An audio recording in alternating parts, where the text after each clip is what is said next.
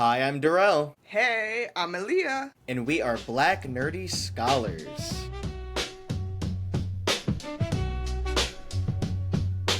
Been doing that a lot lately.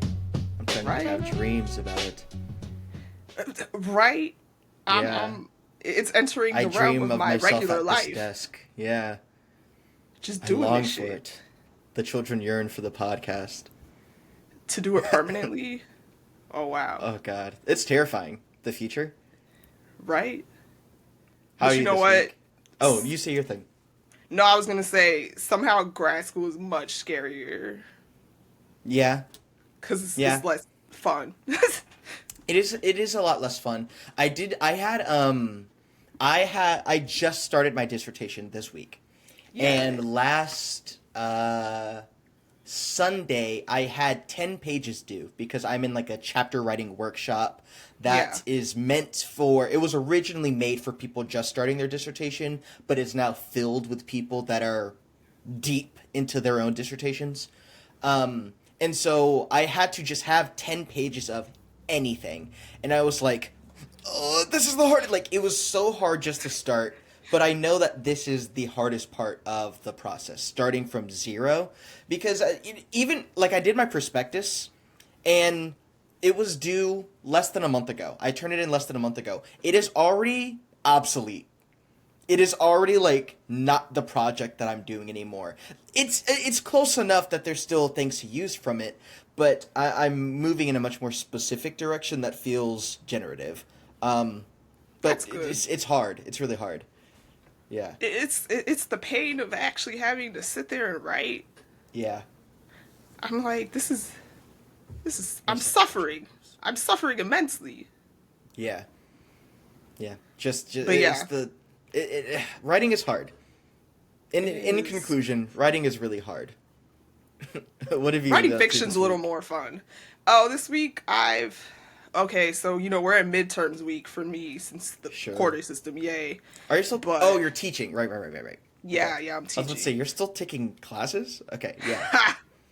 Hell no. Okay. I So almost did take a class on the graphic novel just because I'm like, this sounds cool as fuck. But I'm sure. like, I can't bring myself to take a class anymore and as a sixth year, you know? Yeah. That's yeah. I'm in my workshop, and that this should be the last class that I take. Yeah. Oh yeah, absolutely. Midterms. Yes, because the kids are doing their essays and they're just so stressed because they're taking Mm-hmm. tests alongside that, and Yeah. naturally, the paper always, I feel like The they, paper falls in priority. Yeah. yeah, which Yeah, I if you get. have to study for your OChem or your English class, I get it. Like, do the thing that's more important to you. Yeah, English is I'm still not very grading that important. shit. Yeah, anyway, so go, Yeah. go ahead. Yeah. I got that a lot when I was while I was teaching. I'm sure I'm gonna get it again a lot later. Just people emailing me like, "Hey, I fully shirked this responsibility because I had a different exam going on," and I'm like, "Whatever, man. That sounds Like, cool. Get it in with you can." I'm as a teacher, I'm not big on deadlines. me either. Yeah, but I also know that I, as a student, need deadlines. And Me so too. I've been trying to Balance that balance that because I don't want to be an because, asshole, yes. but And also if you give also, them, I've gotten good feedback from students that were like, thank you so much for like letting me take as much time as I needed because it helped me sort out. I'm teaching like the freshman class. I don't know. Are you teaching freshmen? oh yeah, a Yeah. couple sophomores, but mostly freshmen. It's like their first year here, their first time away from your parents, first time having a roommate, and now you're taking calculus 16 or whatever. I get it. Like life happens to you. It's exhausting, it's stressful. And so I like to give them a break, but Yeah, also I can't help but feel that the work would be better if I had a deadline. I do feel that. It's like I don't want to, stress them out further by having too harsh of deadlines. But I also understand as someone not neurotypical that often Yeah. deadlines are required for me to even like get started. Otherwise, Yeah. I'll just be like, oh, I'll just it's due in like 2 months. Like Yeah. I'm not gonna do that shit now. Like, Yeah, and that's I how I think the feel. students tend to a few of them end up in that situation. Like, I'll have a student who has turned in nothing, and they'll be like, "Hey, can I turn everything in at the end of the quarter?" And I'm like, "Yeah, but I already know that they're probably not going to turn it in because like it's literally a quarter worth of work you're supposed to do in like a week." So yeah. I've had that too, and I'm like, yeah, you can turn it in like that, but if I don't have time to grade it, it doesn't get graded, man. You should have turned it in months ago when we were talking about it live. Like, but they don't you're turn an it adult anyway, now. So. Yeah, The students who say that never turn it in. I agree. Literally, the student that goes, "Oh, I'm sorry about the first half, professor, but I'm really gonna bring it around on the back half." No, you're never gonna see them again. Never gonna see that child again, ever again. Never gonna. And I be hoping they're good. Like, I hope you're okay. You know. And sometimes I check in. Hey, you good, homie? You good? Yeah. Please don't be dead. Yeah. I had my second semester teaching in one of my classes. Two of my students started dating. Oh. They started dating each other. And I didn't know that at the time. Well, I guess I did know at the time because I've been like, I know I found out because I was walking to class a little late and they were late, like holding hands, walking to my class, and they don't sit together in my class. So they're like holding hands. You would have a way of knowing. Yeah. And then not too long after I saw them holding hands, like maybe 2 weeks later, they stopped coming to class. They stopped coming to class for like 3 weeks. Damn. And one of them, the young woman, emailed me and was like, "Hey, I'm keeping up with all the work. I just can't be in class because me and what's-his-face broke up." And she emailed me throughout it. Like, she kept up with it via email. And I didn't hear a jack shit from the dude. But eventually, by the end, they both started coming back to class. But they missed most of... it was probably midterms, like, time. They were probably really stressed out, and they just broke up, and they're 18 and hormonal, and life is over when you're, like, 18 and break up and shit, I imagine. Yeah. It's a very life-altering thing at that age. Yes. Can't relate. Speaking of college... Oh, wait, hold on. We're going to do that again. Okay. Speaking of college, see, that's how you transition. Yes, anyway, college. What's the show called? Southern this week, Fried Rice. We watched the first couple episodes of Southern Fried Rice. It was a treat. Not. I'm going to let you go off first. Because I promise my takes are going to be different. Okay. So, first, what is Southern Fried Rice? So, Southern Fried Rice is a web series by Nakia Stevens is her name. I'm not too familiar with her other work, but I know this has been in the works for many, many years, which is also why I felt like when I was initially encountering it, I'm like, why does this feel like some mid-2000s, like, in the spirit of Kenya Barrett? It is very Kenya Barrett coded. For sure. It is. Yeah. So it tells the story of this South Korean adoptee. So you find out that her parents were actually in the Navy. Coco. This black couple. Coco, yes. So Coco is a South Korean adoptee. Her parents were in the Navy and they couldn't have children. So they're like, let's just adopt a baby. And then they adopted Coco and just, once their military tenure was over, they moved back to Georgia. So we're seeing the story of Coco as she attends an HBCU in the South and is exploring her identity and whatnot as someone who is South Korean but raised completely in the black community. Yes. And it's been popping. You mentioned Keke Palmer, right? Oh, yeah, because I felt like at first all the heat was on Keke Palmer. It's produced by Keke Palmer, if we didn't say that. And people the lashings for Keke were crazy. Immediate and vicious. Yes. I guess the reaction is like it's on one side it's playing in stereotype, it's tone deaf, it's corny, lots of lashings. And I don't think it deserves them, but you go off first. Honestly, Explain the issues. I feel like the lashings are just sort of misplaced anger for the most part. And For I'm not sure. saying this because I love the show or anything. In fact, Yeah. I don't think it's that good. It's just not. The show it's okay. isn't good. The It's show not good. is not, like, if you're expecting Insecure, it's not that. Like the writing isn't that good. The acting is just okay. I'll say, okay, hold on. I think Coco's a good actor though. I I don't think it was bad. I think it's amateurish, which is good. Yeah. I think it reminds me. So, if you don't know, I'm sure you know, but if anyone doesn't know, Insecure, Issa Rae's Insecure, the HBO show, is born from a prototype YouTube series called Awkward Diary Black of an Girl. Awkward Oh, Black Girl. yeah. Or no, something Misadventures of an Awkward Black Girl. The Misadventures of an Awkward Black Girl. And it's the same. It feels so much like that. It feels like, oh, the writing is stilted and kind of corny, and it's rough around the edges, and there's a lot of moments of silence, and the camera does weird stuff. And the writing is awful. If I didn't already say that, the writing is just corny and undercooked and amateurish. The type of shit you gotta put out in order to be better one day.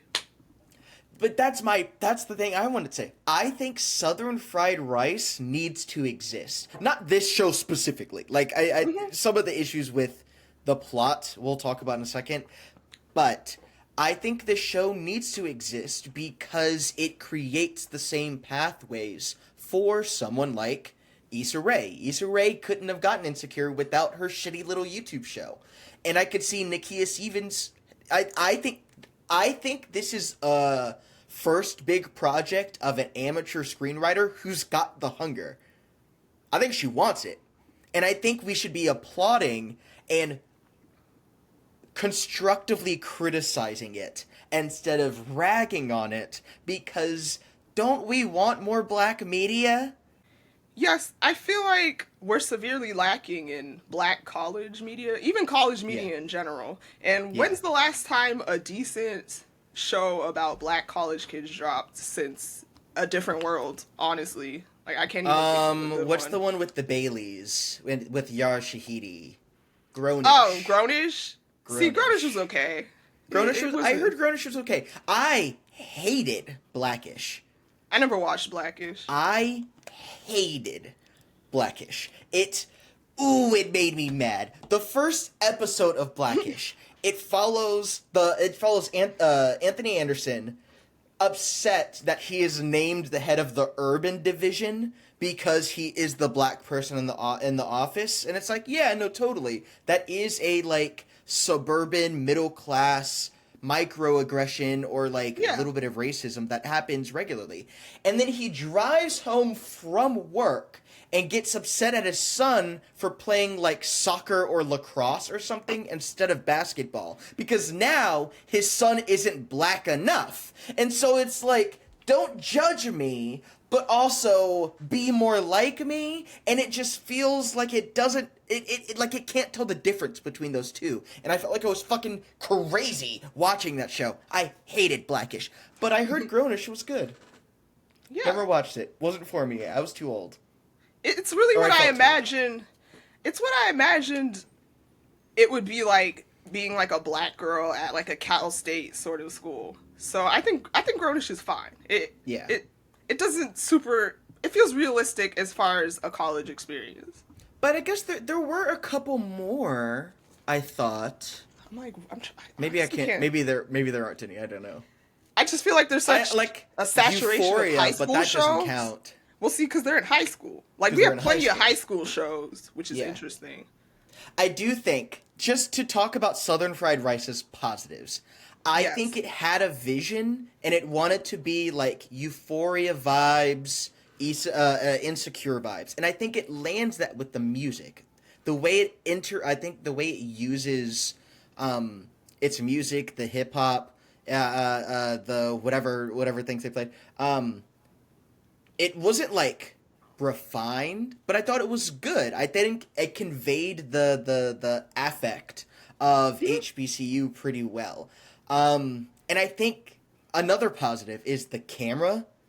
I think it looks pretty. I think some of the shots are boring, and sometimes like a continuous shot lingers a little bit too long, and they're just left like, finishing my line. And here's the second line. But aesthetically, I think it looks okay. It looks low budget, but it looks good for what it seems to be. I felt like my problems with the show were because the way everyone was talking about it, I'm like, I feel like I'm gonna be incensed by the time I'm done watching it. When at most I felt like there were some tropes that where I'm like, okay, this is not great, but also I could see how we could move beyond it. Like, for example, her roommate just being like a super fucking hater. Yeah. Oh, okay. I had issues with some of... I think not just the writing, but the positioning of the characters to each other is all wrong. Yeah. Because I think so many people reacted as much as they did, because it's like kind of putting this Asian woman's face on this like black cultural thing, which I don't think is that big of a deal. I don't think that's that big of a deal. Like, there have been things like that, right? Like, do you remember not The Color Purple? The Color of Friendship? Oh, with the like that Disney Channel movie? Yeah. Like, it's not unheard of to put non-black faces on black stories. If you like that or not, that's whatever. I don't think that's big of a deal. I think the issue is that they made such a big deal out of it. If she was just like, we went to an HBCU, there were Asian kids there. There were students there. It was not that serious. It was not that serious. It was so regular. It was fine. Do you remember there was this meme that kind of went viral a couple years ago, and it was this Asian woman in a Walmart just saying something like, what I do? What is you talking about? And like, people applauded her. But I think that's part of the reason people are upset, because there is this habit of applauding non-black people for being in black spaces just to begin with. I think we could have separated that when it comes to Southern fried rice. I also think the problem, it's always gonna be a problem. Like, they decided to make her roommate, who is also like a dark-skinned woman, plus size. And I also just felt like her anger just it felt a bit absurd.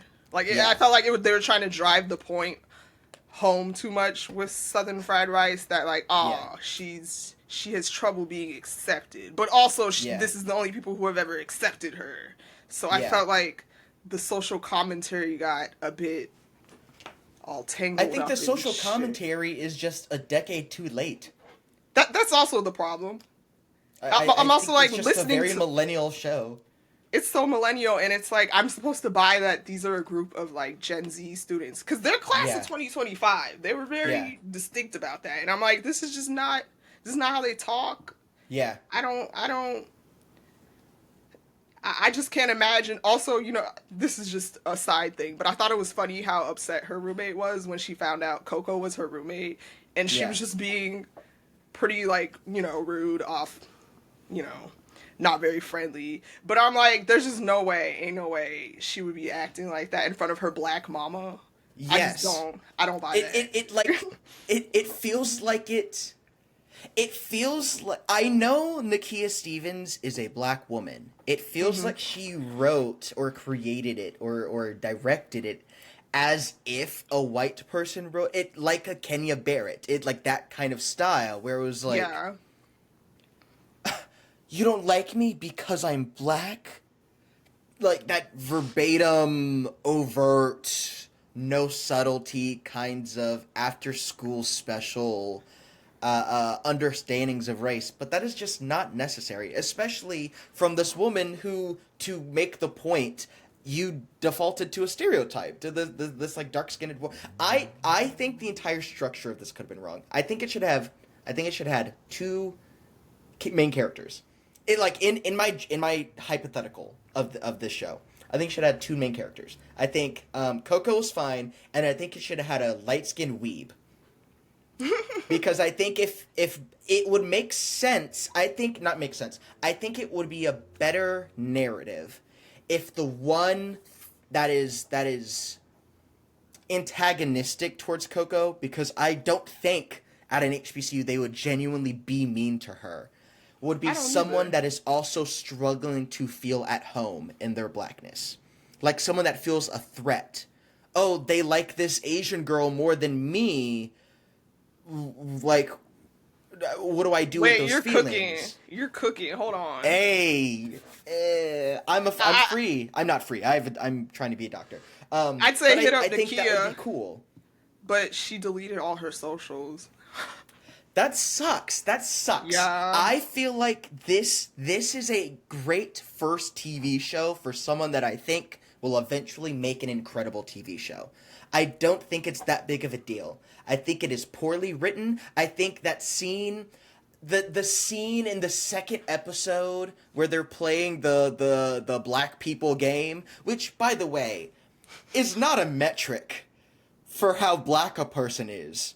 Like, yes, there are traditions, there are sayings that go around that we can name, but like, there's no meter. There's not a thing that fills up because I'm not one of your little friends. Yeah, the whole argument that came about from the game and her. This is also when the dialogue got hella corny millennial. I feel like it was like you're just a culture vulture. Y'all are always trying to invite people to the cookout, and I'm like, no one would consider her a culture vulture in real life. That's not what a culture vulture is. She would be fine. She'd have good friends.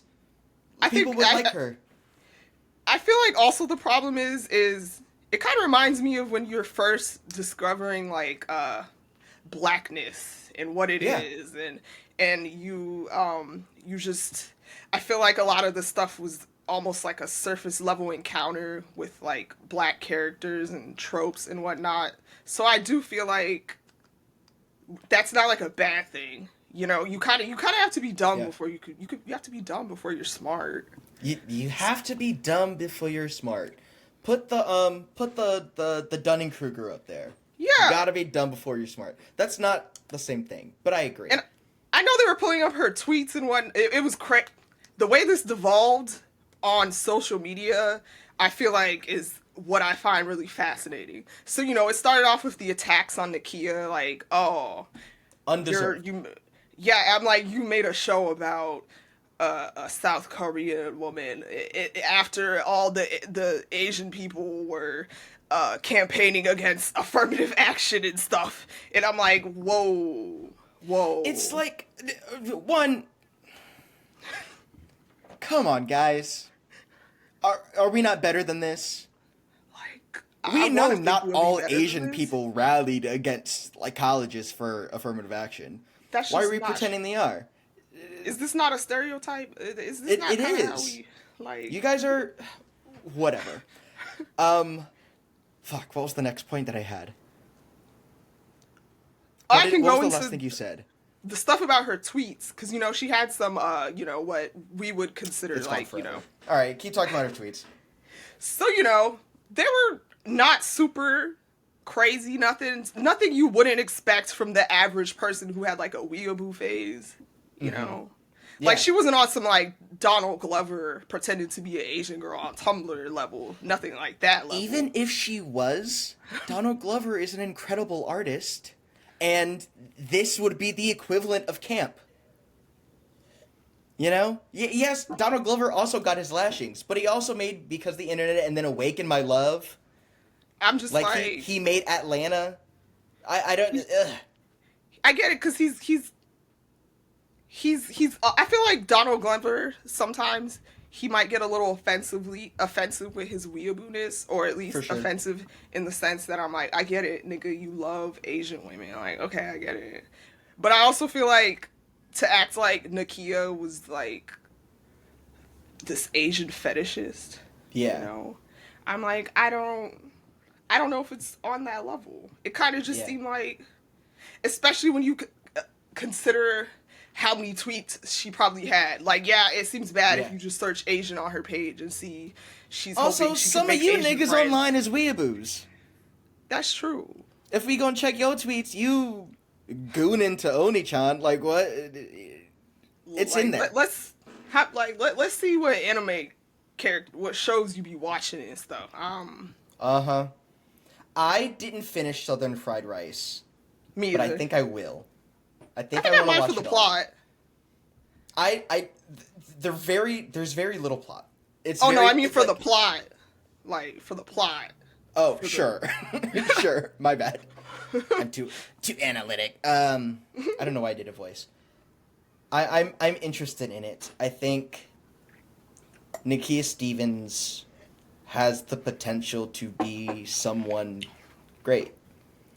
And I think this is a not the worst first project.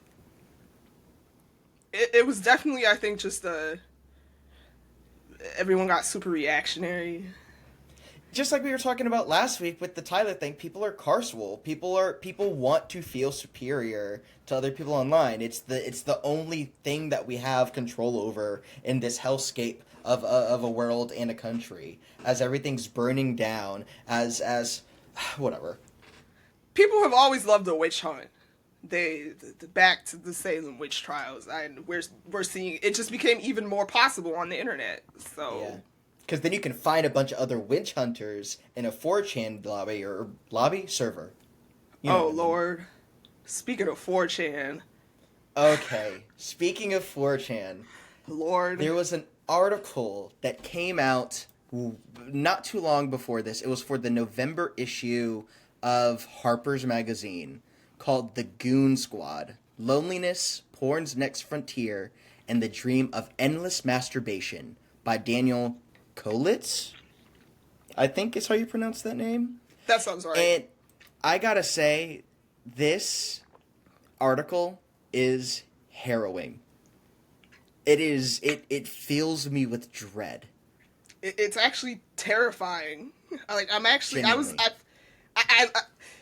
because, okay, so for me personally, prior to this article, my only encounter with gooning was just, people saying, like, you goon it out, whatever. But I always thought gooning was masturbation. Right. It's so much more involved. I've had to explain this to multiple people, and I also know my mom's gonna see this, so, hey mom, this is what gooning is, I guess. The way, I'm gonna go to his article. The way that he defines it. Gooning, quote, gooning is a new kind of masturbation. More precisely, a new kind of masturbation at the heart of an internet-based, pornography-obsessed, Gen Z-dominated subculture, every bit as defined and vibrant as the hippies or punks in their prime. The act itself resembles edging, repeatedly bringing oneself to the point of climax without actually climaxing. But gooning is more goal-oriented and more communal. The gooner goons to reach the goon state, a supposed zone of total ego death or bliss that some liken to advanced meditation, the attainment of which compels them to masturbate for hours or even days at a time. And I have to do my best not to laugh because this is such a serious thing that I want to take it as seriously as it is. That is what gooning is. It is a prolonged edge sesh in search of nirvana. I feel like it started clicking when I'm like, oh, the objective was never to, like, ejaculate or come, which I feel like the The cum. gone. I think what this essay is this writer goes not undercover. It's not like he snuck in or he's doing something illegal. He joined Discord servers and Twitter, formerly known as Twitter, the Gooniverse. These series of different Discord servers where men anywhere from 14 to like their 30s or even older into their 50s. Because Wristband Guy was like 50 was something. like 50 something. Wristband Guy was like 50 something. Yes. Get into these Discord and they trade pornography. They have races or like Wank competitive. battling. Yeah, and they'll like join rooms where everyone has their camera on, pointed at their genitals, jorking it, and gooning in unison. A communal goon Communal session. goon. Communal Goon session. This isn't funny. This is so serious. It's actually not these funny, men y'all. need It's help. really not funny. It's hard to articulate how not funny this is because the word goon is so silly. And it feels trivial. Oh, a bunch of boys in their basements jacking off. No, it's more than that. It The is self-hatred that goes into gooning. It is a cult of death and despair oriented around pornography. It's interesting because we see through the Goonverse, and the author talks about this in the article, how the very nature of porn and how it's marketed to the straight male has changed even because of gooning. Because, you know, back in the day, it's like the entire idea of porn for the straight man is like, oh, you're supposed to be envision yourself potentially as like the porn star. But with gooning, it's like, no, you're gonna die alone. No one's ever gonna love you or want to fuck you. And that's a huge part of why you're gooning, because you're not fuckable, which sounds a little funny when I say it, but no, it's actually, it's like a new sect of perhaps, I don't know, because I'm like, incels are scary, but this almost even feels a little scarier. There's a section that I want to read that is about like the mind state. As you were saying, this essay gets into it, how so much of the sexual relationship to these discords and this these chat rooms and 4chan and just the pornography in general is degradation. Quote, "In this world I was coming to learn, the degradation is the point," end quote. And there's this next line that gives me chills. Quote, "If there is any coherent message to the sprawling folk art pieces of Goon World, it is this: yourself. Not literally, but spiritually. Where mainstream porn invites the straight male viewer to imagine himself as the man on screen, Gooner porn constantly reminds the viewers that they are alone, that they are masturbating to porn because no one would ever deign to sleep with them. Ruin your mind, go deeper, give up on life. These are the Goon porn's basic slogans, the movement's rallying cries," end quote. That's Looking like the point of the article abyss, where I'm like, wait, this shit is not funny. Like it's not funny. It was a little funny at the beginning when they were talking about the Goonerol and yeah, all the terms, all the different. It's an entire other language. It is an entire other language. Some of the terminology that he had to discover, goonerol, goon caps, feeding, wank battling, pornosexual, which is exactly what it sounds like. There's like terminology, and on the surface, it's a bunch of silly words. It's not silly. It is a pit. it really sat with me when he brought up how these little boys were not sitting in class when they were younger, like, hey, I want to be a fucking gooned out. Yeah. Just, I want to completely rot my mind with porn. Yeah. Like that, nobody starts off that way. They had dreams one day. Yeah. And of being a functioning member of society. And it's like that now, was the plan at some point, for sure. but And now now they're like, just... their brains are completely rotted. Now they're blacking out their windows and watching porn on 27 monitors at a time. The story about that guy who, like, this is another scary thing. The fact that there's like gooners who even like freak out other gooners because that's how far gone they become. How Like, deep into the void. feel free to skip this part, but this guy's floor was completely covered in piss. His walls are littered with cum, and his windows are completely blacked out. He has 50 plus sex toys that are unwashed. He's never washed them a day in his life. His room is completely covered in trash. And it got to the point where his friend, who, mind you, is also a gooner, is like, yeah, I can't be friends with bro no more because this is just too much. This is like painful to be associated with you. Yeah. And these are just the people that this guy found. Just the ones he could find on the surface. That is so devastating. And I know people like to get their yucks about the male loneliness crisis, which is real, but it's not women's fault, which is where a lot of people get the wires crossed. A lot of men have been relegated to isolation based on years of conditioning them to be so ruggedly individualistic that once the pandemic hit, it exacerbated all the problems that were already happening. It didn't make men into these hermits. It exacerbated their hermitude. You know what the fuck I'm saying. It exacerbated this issues, and it kept everyone inside. Men are not trained by design with the tools to build community. There was this TikTok that went viral not too long ago about this dude who wanted to quiz his friends. He used to live in New York, and he was engaged to a girl, and they had a bad breakup, and he had to move out of the state. And he sat all his friends down, and he started saying, he was like, a year ago, I was engaged to a woman.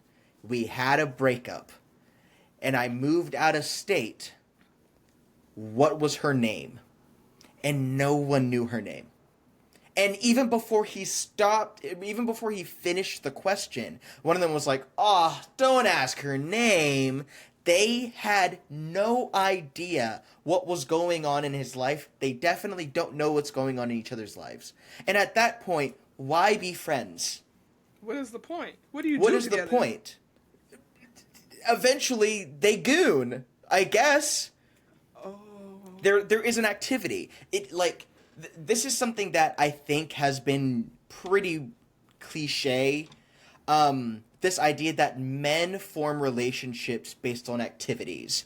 Women will sit on a couch and talk to each other, but men are conditioned to sit on a couch and face the same way towards sports ball or video game, right? They are parallel to each other, going on their own journeys, and they just gather who else they would like near them as they go on their individual journey. It's, oh my god, this is what the Gooners do. This is what the Gooners do. They right? communally do the same activity, but like individually. Yeah. Like they're not From the like darkness jerking of their each own other room. off. But they That would kind be of less- are.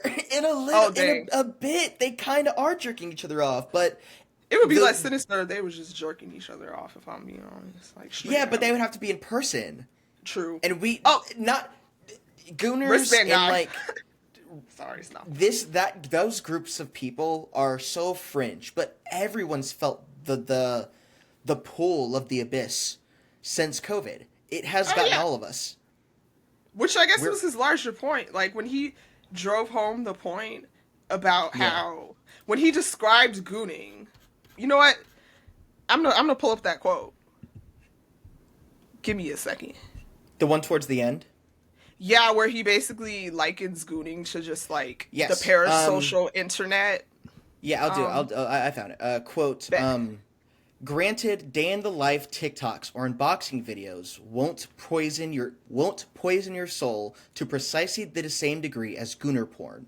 But it's not hard to see the goonerism as just an intensification, almost a burlesque, of prevailing cultural trends. Pornosexuals are clearly not the only people out there in the process of retreating from life.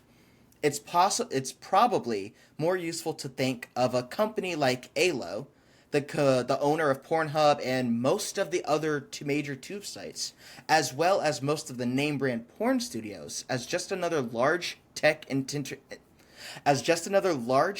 entertainment giant like Meta, Netflix, or FanDuel. From these companies' perspectives, the ideal consumer would do literally nothing but goon, lose at gambling, and maybe watch other people play video games.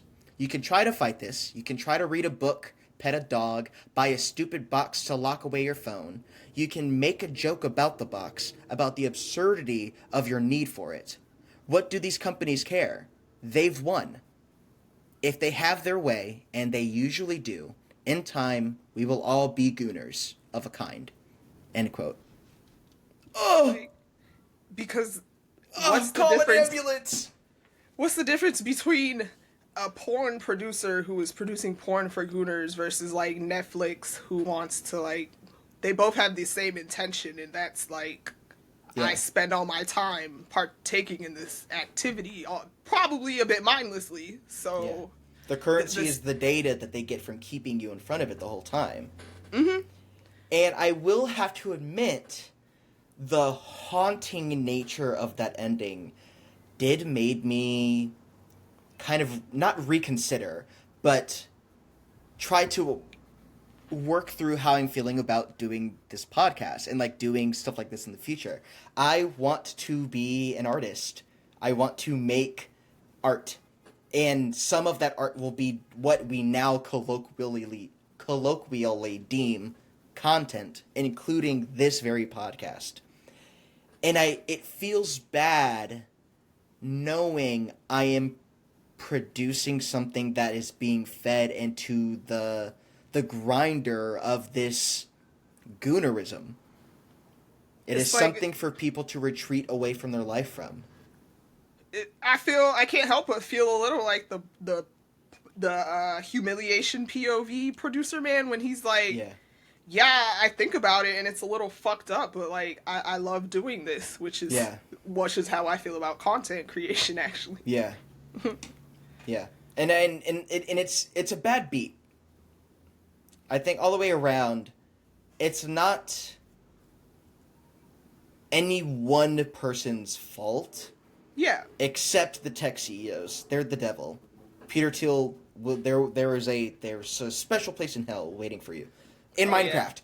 Yeah. In Minecraft. Don't use your powers, right? It just feels weird knowing that this is what I want, but not because of the algorithm. I want to create because it makes me feel good and I enjoy doing this. But I can't help but feel complicit in not just hedonism, but the perpetuation of someone else's addiction. Not that anyone's, like, watching this actively, but, you know?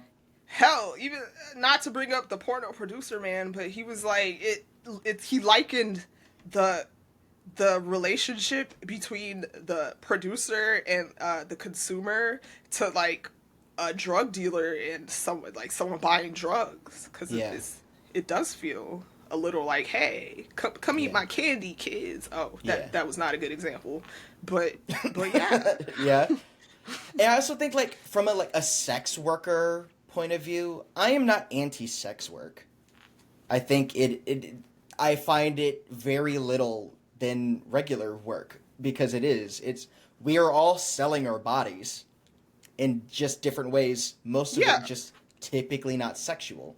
But, sex isn't magic. It doesn't, it's whatever. It's neutral.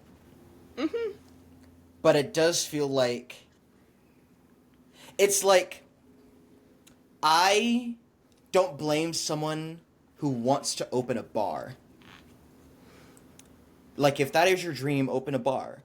Yeah, I'm not going to be like, it's not your fault. It's not your...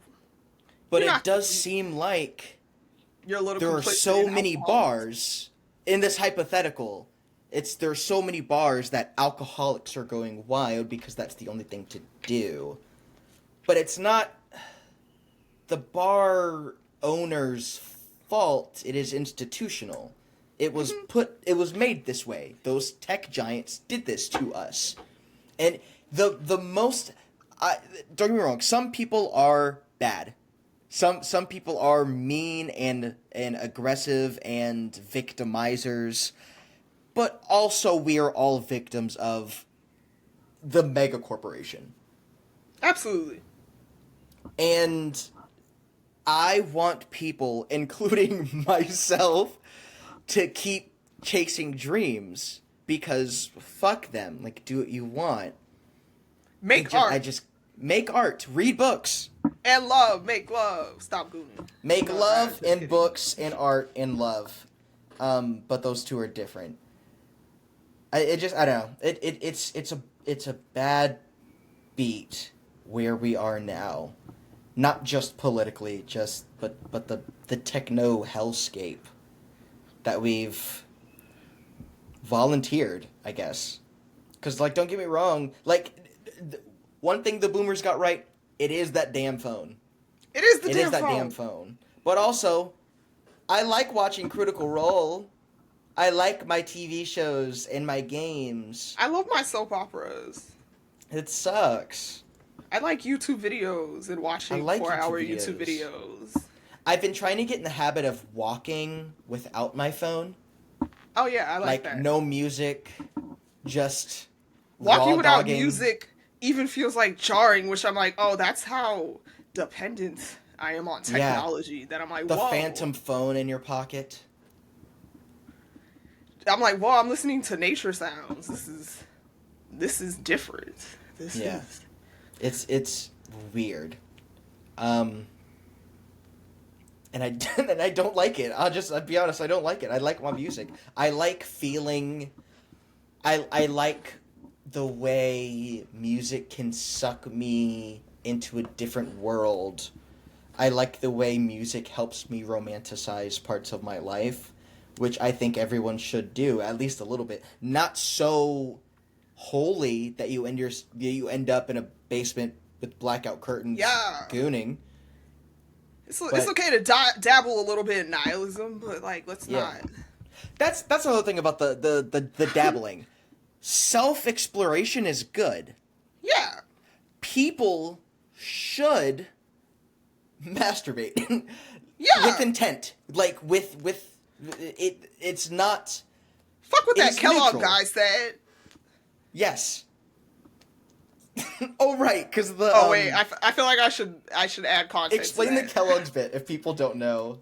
So the guy who made Kellogg's, like the cereal, he was also like really anti-male masturbation. I forgot what he said it ultimately does, but I know he said men should not masturbate. Was he the one that says it turns you blind and sends you to hell, I guess? Probably. That sounds about right. Yeah, so he would really hate Gooning. I mean, not for the reasons that are like correct and stuff, but he's turning over in his grave. No, that's fair. Yeah, this is literally his worst case scenario. People even eat cereal? Oh, he made cereal to reduce masturbation.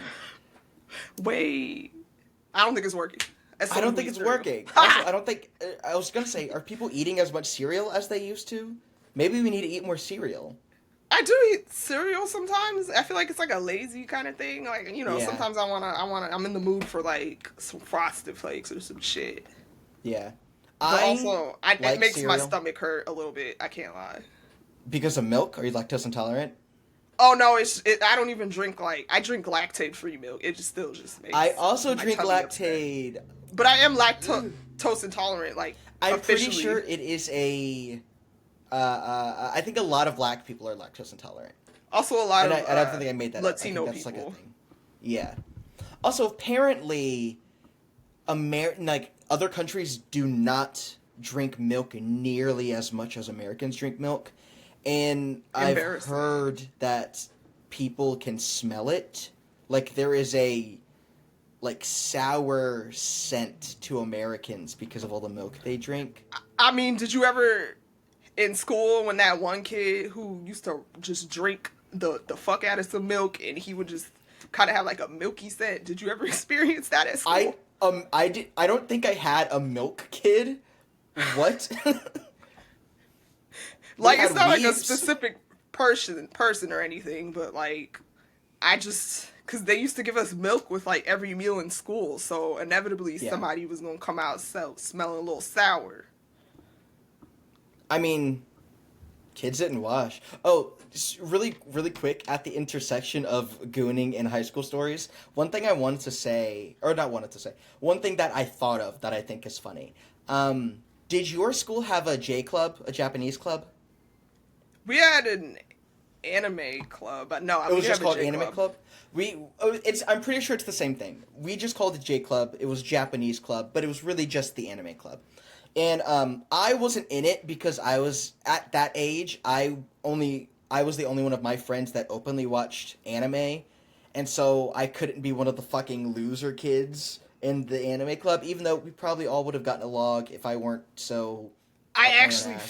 I felt like that in the extent that I was already kind of like a weird kid, you know, considered weird, but I was like afraid if I like joined the Anime Club, I'm gonna be taken to the level of outcast. Critical mass. Yes. Yeah, critical levels of cringe. But it's crazy because they probably would have been better friends than my friends who I was friends with in retrospect. There is a YouTuber. There's a YouTube channel called something that I can't remember. But they do anime reactions. They react to anime. And the dude that runs it went to my school. Oh, cool. And we were not friends. We had, like... There was, like, a layer removed that we had in common. Like, we had friends of friends. We had the same friends of friends, I guess. And I would see him around. I knew who he was, but we had different circles. We probably would have gotten along. And now I see him, like, he's doing his thing with his channel. And I was like, cool, man, what a wasted opportunity that I can't go back on. Whatever, that's fine. The reason I brought up J Club is because those kids used to give each other hand jobs in the library. Oh! They would hang out in the library before first bell rung. Like, the buses would get there and there'd be a little bit of time in the morning.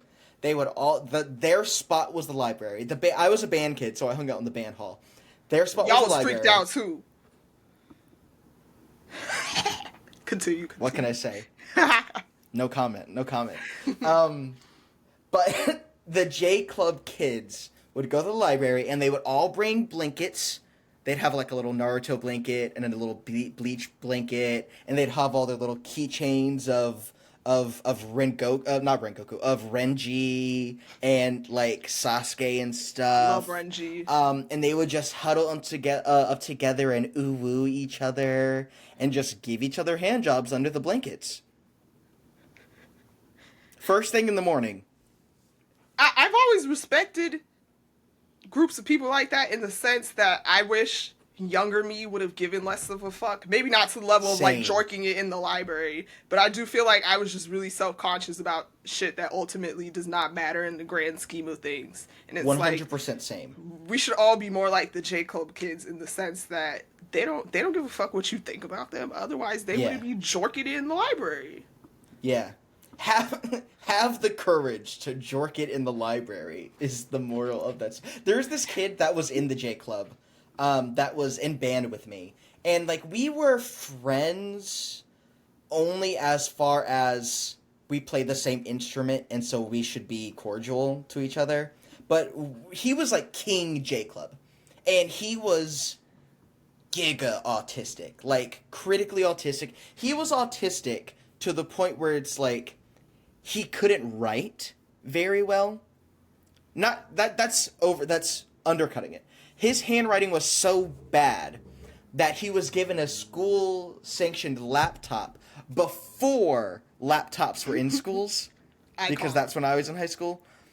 Like, we didn't have laptops. And so he was the only one with the laptop, and the teachers fucking hated him for it. He was, did you have a Zelda shirt cargo pants kid? Yes. Zelda shirt cargo pants kid? Cool. I'm glad that translated. That was him. He fucked. Crazy style. He had hoes. He had hoes. From around the school, different cliques. Oh. But they were all shit. but they it's like there was J Club Prime and then the outer layer of people who sometimes hung out because they liked anime. And so they were in different things. He was knocking them down. In his Zelda shirt cargo pants. Yes. Period. I actually love to hear that. I love hearing about the slutty nerds. We exist. I could have been a slutty nerd, but I was too proud and too awkward. Oh, I had 0 hoes in high school. I'm gonna be honest. I can't relate. 0. Now that I did have hoes. I had hoes in high school. I know you had. But they weren't like real. They weren't like successful. It was like I was the kind of high schooler that would call himself a hopeless romantic. Oh no. Were you a little bit of a nice guy? 100%. I was a lot of girlfriend's best friend. You know what I mean? Oh no, not she was the bestie. And a lot of people's mistress. Oh, now she was the side nigga. Mistress? I was a side nigga in high school. Certified, because it's like I had a good friend and he fucked. And I wasn't like that. I was shy and awkward. And so whatever, like, most of the women, or I guess we weren't women, we were teenagers. Most of the peers that I had any kind of relationship with happened while they were in an official relationship with some other boyfriend or something. I have to say, it's kind of iconic. I love a little dirty. Him. He hated himself. I love a little dirty macking, but only with girls with boyfriends. You know, in the reverse, it's just as opposed to girls with girlfriends. Oh, I guess no. there's bisexual women. Not me forgetting. No, as opposed to like dirty macking on like a girl's boyfriend. But if you dirty macking on the girl and she has a boyfriend, I understand what you mean. Okay. Okay, Elia, where can they find us? They can find us on Blue Sky at Black Nerdy Scholars. You can find us on TikTok at Black Nerdy Scholars, as well as YouTube at Black Nerdy Scholars. No Instagram, I don't think. No. Ugh, I don't want to get an Instagram. We'll talk about that later. I can do it. It's fine. Where you find podcasts? Thank Spotify, you for watching. YouTube, iTunes, Apple. Yeah. Thank you guys for watching. Thank you. Like, comment, subscribe. I guess. Stay black, stay nerdy, and read books. Please read books, and not just the Gooner ones. Read books. Like read some. Pick up some Shakespeare.